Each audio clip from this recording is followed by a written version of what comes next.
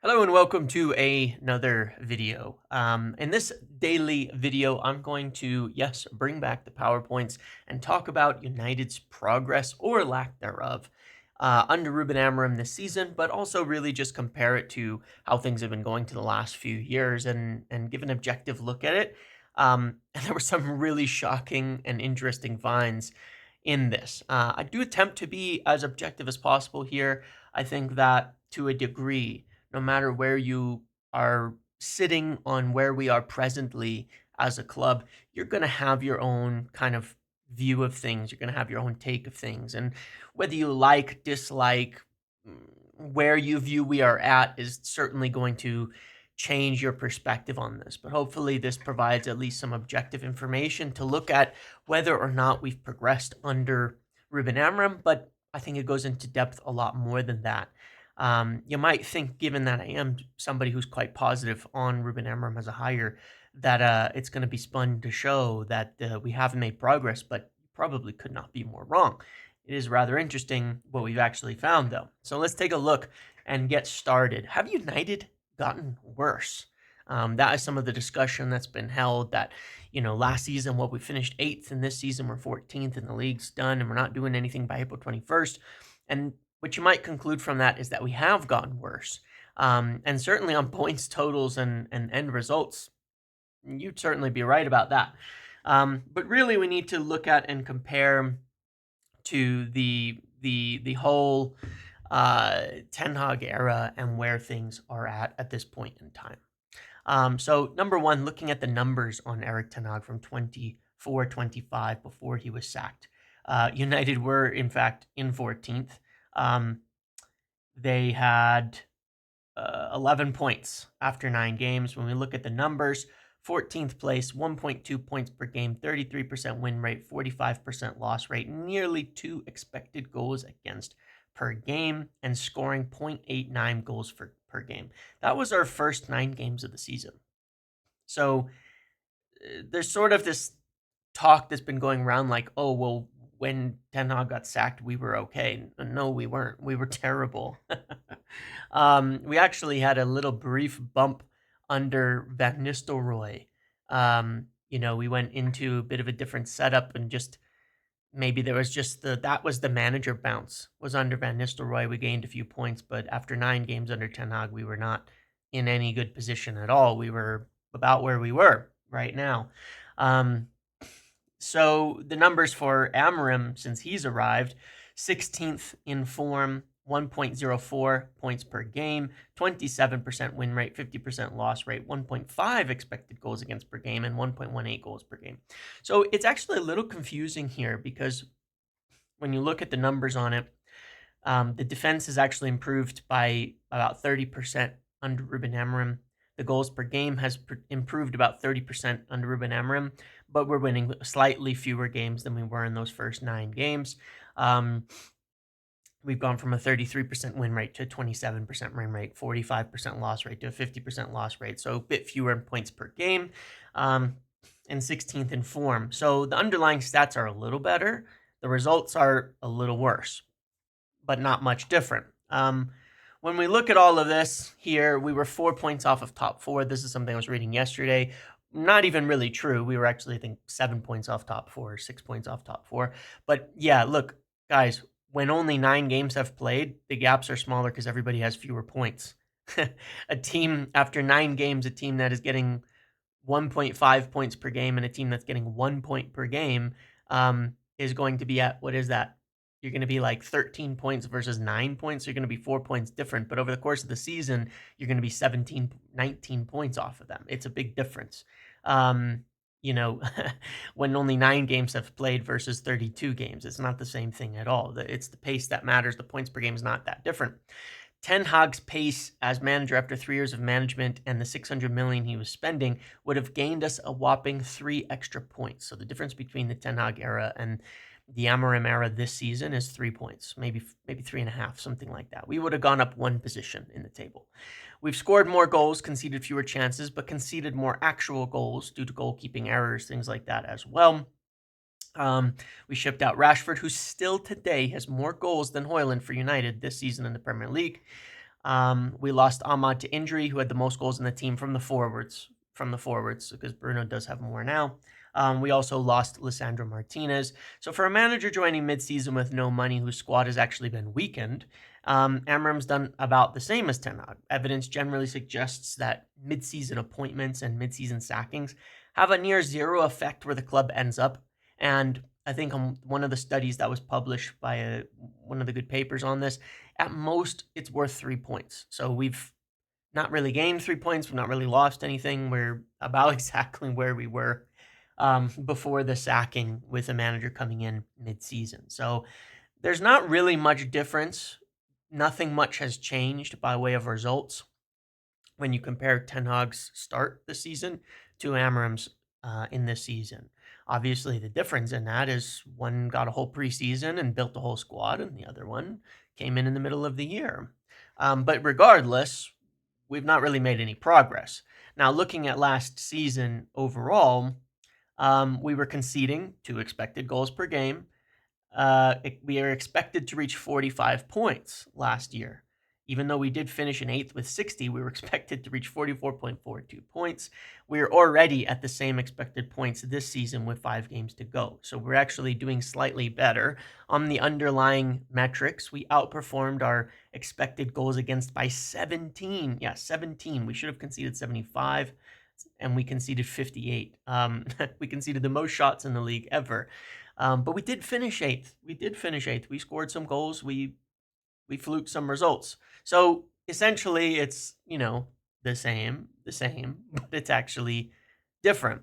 Now, this is one of the charts that I've made that I've shown a few times throughout the season, to compare the last season in full to this season so far. One of the things you can see is obviously we're scoring fewer goals. That's about the only difference. We were playing fully on the counter last season, lower possession, low physicality, low defending. Now, what does that mean? Based on how these metrics are measured, this means that we were sitting deep, not winning duels, not winning battles in the midfield, not doing that at all, but essentially just sitting deep, hitting on the counter, and scoring some goals. And that is the reality of how we played. That's the reality of how we won games. That was the basketball. Go attack all the way, run all the way back, defend all the way back, up and down basketball style of play. That was extremely chaotic. Now, we do know that our team suits that better. Rasmus Højlund is a better striker when playing basketball. Garnacho is a better winger when playing basketball. It even suited Rashford a bit more than how we had played at certain points this season, though he didn't get long under Ruben Amorim. It suited a lot of the players that we had to play this way a bit more.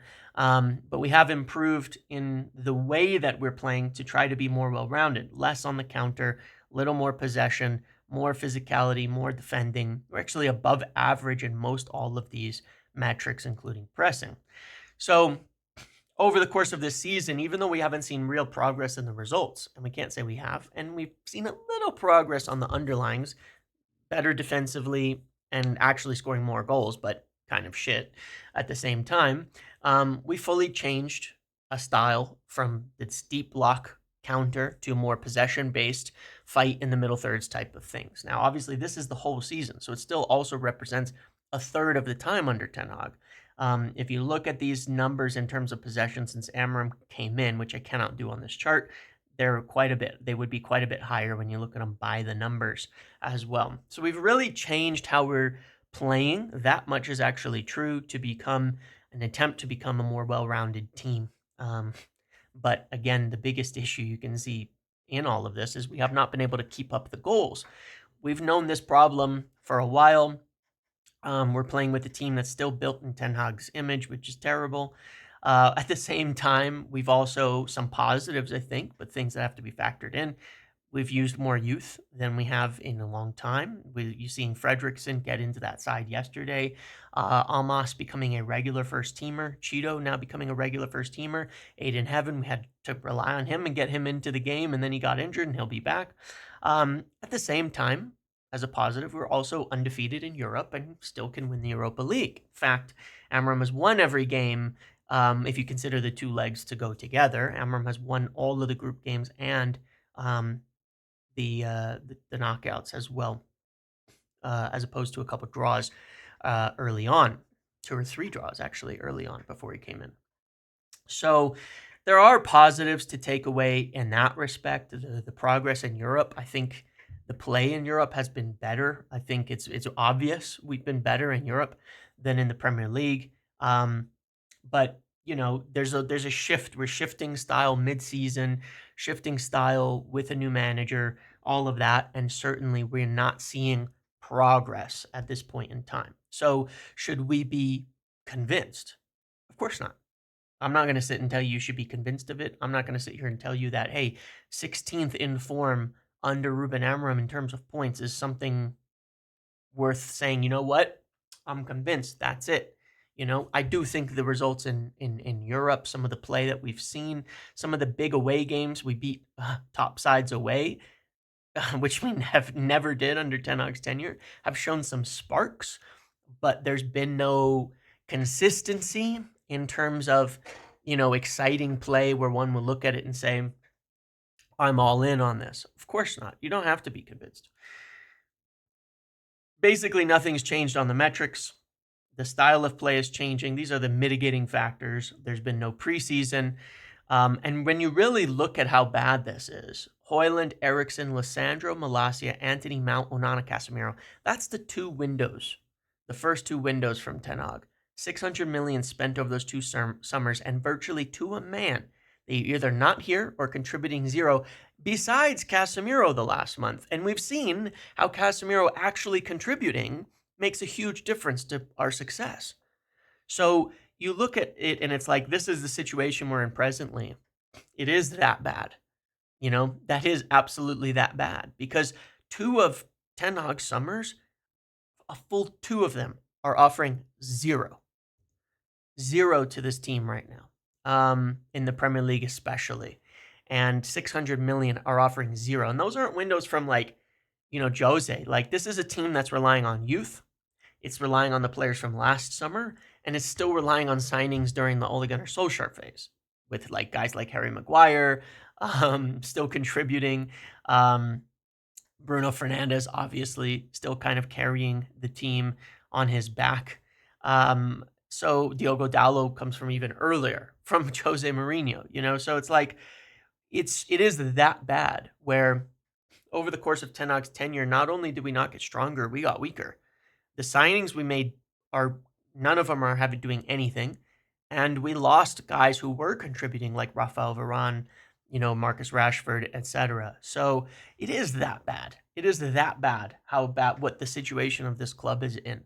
It is that bad, and largely entirely just due to absolutely horrendous transfers.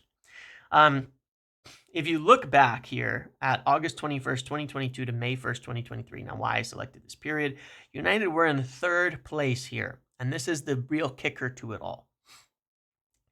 These players were all here. Everybody was here. We were in 3rd place over the stretch of that time, with 63 points in 30 games, 19 wins, 48 goals scored, still not even close to what they were scoring, but a good defense, and we were winning games. The answer was Marcus Rashford. During that period, Marcus Rashford scored 16 goals and 6 assists in that 30-game period, and it was the only time in the last 3 seasons United have performed as a top half team, and it was 3rd best. And this shows, this is not about, hey, Rashford, bring him back. It's just about showing how much impact a single elite goal scorer can make, because we had the same players. Nobody else was crazy contributing. There was no other elite goal scorer in the team. There was nobody else really doing anything. The moment Rashford's form shut down, the team shut down. And we have been performing as a bottom half team since that League Cup final, around that time, all the way through. So it's nothing new, but it does show the impact that a single elite goal scorer can make, because the only difference between this period and that 63 goals was Marcus Rashford's goals and contributions there.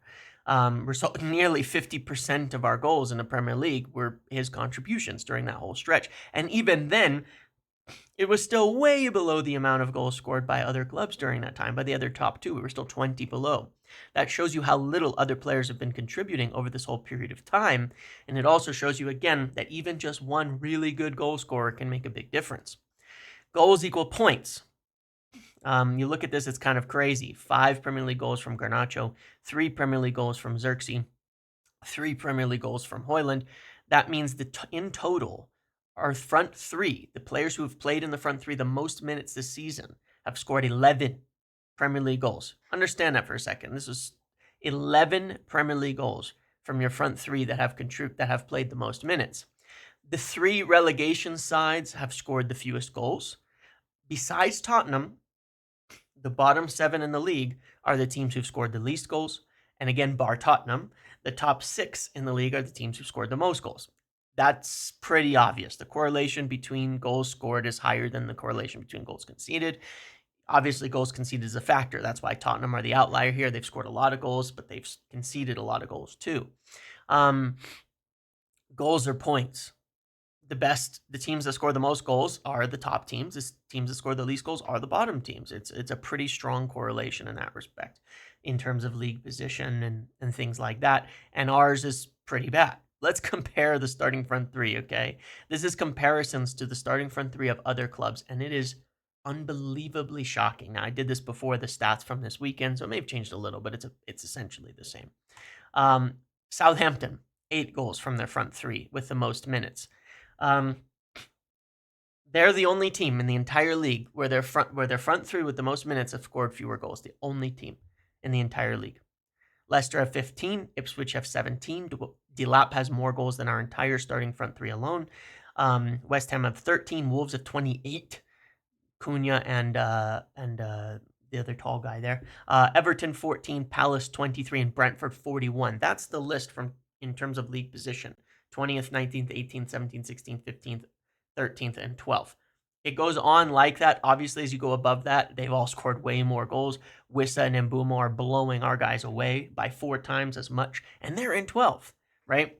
But there is an even more interesting factor in here. You'll notice that rest of team number. The rest of the team outside of their starting front three, 15, 12, 15, 21, 18, 17, 16, 15.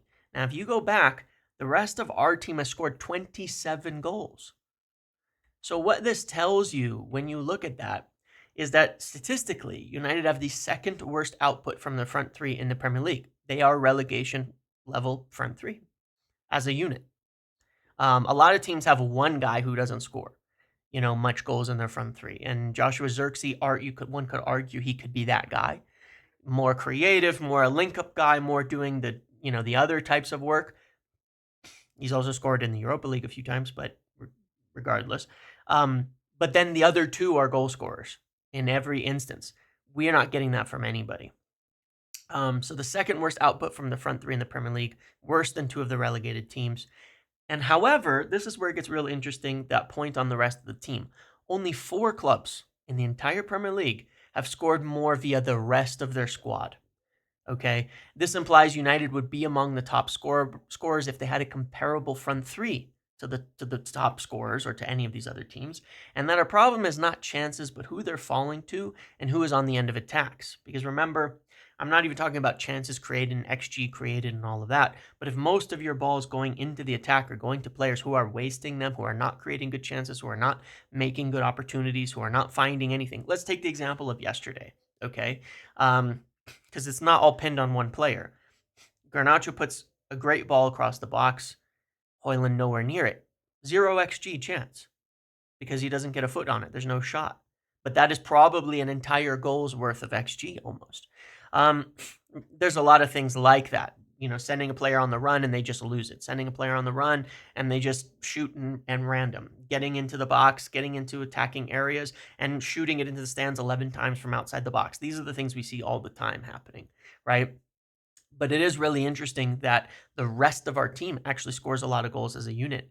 And what that tells you is that the front three of most clubs is doing a lot of the heavy lifting for goal scoring. If you go look at the top teams, you'll see it. It's very much like Brentford, 40 to 50 goals from their front three. That's what you need to be a good side. You need to be in that 35 to 40 goal range with your front three. And that way, the rest of your team at this stage in the season, right? Because there's still games left, you need to be at least above 30. And then the rest of your team doing the 20, 25, you're at the 50 to 60 range. Well, that's going to put you in contention for the top five for the Champions League and all of that. That's what's necessary. So it's a really, really strong suggestion that, look, the problem is we don't score goals. At the end of the day, we're actually doing all right in terms of what the rest of the team is contributing. Um, Obviously, we want to fix up defensively. Obviously, we want to do better on that front of conceding fewer, but that is getting better. And some of it comes down to the game states. If you're not taking your chances, if you're not scoring, you start to concede. If you can't put games away, you let teams back in it. We saw that against Wolves, right? Again, it's another example of the story of our season. We should score 2, 3, 4, 5 goals. Game should be done. We don't, and then we concede and we lose. And it's often been that simple that we just do not score. I felt the same in many games recently. We should have scored enough to win against City, should have scored enough to win against Arsenal, Forest, so many games recently. Everything outside of Newcastle, essentially, over the last month and a half, I felt purely was down to goal scoring. And Newcastle was a little bit of a throwaway. But this was really ugly to look at, because that's been my perception for a while, is that the front three, what can you do when it's that bad? If Ahmad was in the team, we saw we were scoring more goals with Ahmad, winning more games regularly with Ahmad in the team, just because we have more goals up front. So it's an issue, and I understand this is why people want. This is why I kind of look at it and I'm like, we need to get Bruno up front, fix it deeper so that Bruno doesn't have to be deep, so that he can help contribute into the front three and be a part of the front three, because then there's more goals to go around. But it's a big issue. It's a serious issue. So really my conclusion from it is like, look, no, we're not going to sit here and say, oh, the progress is amazing. We've full and absolute faith in everything that's going on and it's going to be great. But there's a lot of signs that we are improving defensively, we're improving in possession, we're improving in our battles, we're improving in our duels, we're improving in so many areas. We're not just a counter and pray type of team anymore. But it's so hard to judge beyond that when you literally have championship level forwards and you're trying to compete in the Premier League. We are in the position we deserve to be, dictated by the quality of our goal scoring players. That's the truth. It's ugly, and it's the truth. So what is progress then? How do you solve that without a summer window? We don't know. And that's why, you look at it and you just say, fine. That's my conclusion from it, is I genuinely don't know. If we had top forwards in and they were scoring goals, would we still be shit? I don't think so. How good would we be? We don't know yet. That we don't know. We can't answer that question. But top forwards are a must, and it is impossible to make a judgment of Ruben Amorim or the current squad until we have top forwards coming in. The present group of starting forwards as a unit is championship level at best. Every good team has 2 top scorers in their front three. The team is essentially performing about the same as it has for 2 seasons, but there's stylistic improvements, defensive improvements, even if we're not turning it into results and points. We do have youth options to fill gaps at center back, full back, and even in the midfield, as we've seen. We've seen about Fredrickson, Heaven, Almas. We've got players to come in. We've got Kone coming through, things like that. But we have no established scorers coming through. Cheeto is the closest, but he's so young. He's so young. He was not even supposed to be playing yet. And so I've done this before. When I did my concern over Liam Delap, I came to kind of the same conclusion as this, and it was my concern. We can't just bring in one striker like that who's 12 goals when the gap between our forwards in their goal scoring, right, is 30 to good teams, to top half teams. We can't bring in one goal scorer who scored 12. Maybe we get 10 more goals out of him. We need another, because we need another 15 on top of that, so that our front three is producing, 21, and then you add another 10, 15 on top of that, and they're producing 30, 35. That is a necessity. We have to have two goal scorers to support the side. It would be more important to do that on a limited budget than by any other position. Only then can we start to judge if results improve. Additionally, there's little justification to say United should not cash in on any forward not named Ahmad if it allows us to do so. There's not enough contributions where you can say, oh yeah, that's good enough. That's okay. If we had to sell anybody in that front three, Hoyland, Garnacho, Xerxes, to say, hey, this is going to allow us to get two top goal scorers in, we should do it. I like Xerxes quite a lot, but the problem, we're so bad on goals, and I would do it in that order, by the way, Hoyland, Garnacho, Xerxes, but we're so bad on goals you can't even justify it. We have to be able to spend the money to get top goal scorers, and we need two. So, the best players that I think possible we could get, Osimhen, Delap, Cunha, and Bumo, bring in two of them. Obviously, I would say at least one from the left side, although I'd bring in both, frankly. If it was me and I had to decide, I might say, why don't you just get an Osimhen and Delap? It's not like they, in this narrow front tens thing, they couldn't play together. I think they very much could. Alongside Bruno as a top creator, I think you'd have goals aplenty. But, any combination of at least one on the left and one on the right would be acceptable. And it is an absolute necessity. We have to do it. We cannot get by without it. And only then are we going to be able to actually see what this team can do. Because right here, you pick any two of these and you're adding 25 goals to this team. How many points is that worth? I don't know. But it is so bad from a goal scoring front that it's hard to say it wouldn't completely revolutionize the team. We don't know. Was it going to make us champion contenders? No, of course not. There's a lot more that has to improve. But there's nothing we can do with the forwards that we have right now in the way that it's been built over the last 3 seasons to be counterside. I think I think both Hoyland and Garnacho really, really were damaged by Erik ten Hag heavily. Absolutely mightily damaged by Erik ten Hag because over some key development years here, we played chaos, basketball, selfish football, no overlaps, no wing backs, nothing.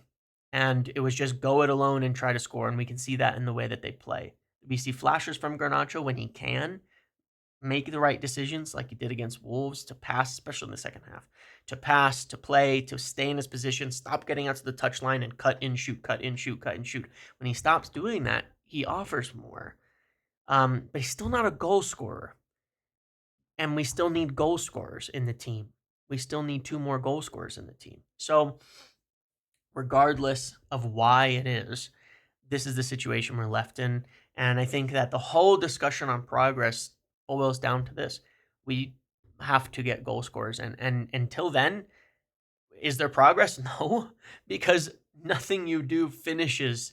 There's no way to finish a move. There's no way to finish an attack. There's no way to finish possession when you have players who cannot get goals. And there's no way to win games if you can't score goals. So those are my thoughts. Those are my conclusions. Like I said, I don't think coming away from this, I can say that there's been progress. I think there's been change, a different style. We're getting better at certain things, worse at other things. Now, one can argue that it's better to be good at the things we're getting better at, but they won't translate to results until we can start to score some goals. If we bring in 2 solid forwards and we're not, and I'm serious, like if we were to bring in Delap and Cunha, I would expect that to show progress, we'd need to be minimum in the top 8, realistically in the top 6 next season. And we should see that. That would be progress to me. But regardless, Ruben Amorim will get the summer and he will get the window, and they have to get it really right. I think last summer was okay. I think it brought in players who are contributing, players who are doing well. The problem is there was so much fall off, so much poor play, so much worsening of the squad at the same time that it hasn't really had an impact. And this summer does, I think, also have to be better, especially in that we need players who score goals, getting De Ligt, getting Mazraoui, getting Yoro, getting Ugarte, getting Xerxes. I think all are contributing in different ways, but none of them are fixing our biggest problem, which is we have not been a good goal scoring side since lockdown. It's been a long time, and that problem has to be solved this summer, and they cannot cheap out on it, and they cannot go play it safe. We cannot get just 12 goals in DLAP and one development player, it's not enough. It's not going to work. I do think it's quite possible that we get 3 attackers coming in. I mentioned in some recent videos about a while back, actually, about United looking at some African players playing in France as strikers, and there were some good links over the weekend to an individual who fits that profile, and is a good young player. And I think that it's very likely we could get 2 strikers in and a number 10 who's a goal scorer and potentially wing backs, depending on sales and things like that. But it is a vital necessity. And for me, my judgments of Ineos, my judgments of Amorim, well, my judgments of Ineos are: do they get us 2 good goal scorers this summer? Minimum. They have to. Without Champions League, doesn't matter. You have to. With Champions League, I think you got to go even bigger, but you have to get that as a minimum. That's going to be my judgment of them as owners, as of the recruitment team. Do they get those couple goal scorers? Because we can't progress without them. And then 2 of Amorim, when you get them, do we improve dramatically? And I mean dramatically. I want to see big improvement fairly fast, to know that we are on the right track. So those are my thoughts. Hopefully you found this video informational. I do think United are gearing up for this. As I've said before, they have sort of shifted the budget to say we want 2 attackers. And so I think they've recognized this. I think they see it. I think they know this is the missing piece that is going to balance the side more than anywhere else, and where we can't afford to just keep developing. The pressure is big. You need proven players here. So that's what I have for today's video. Thank you for watching. Make sure to like, comment, subscribe, turn notifications on. I'll see you in the next one.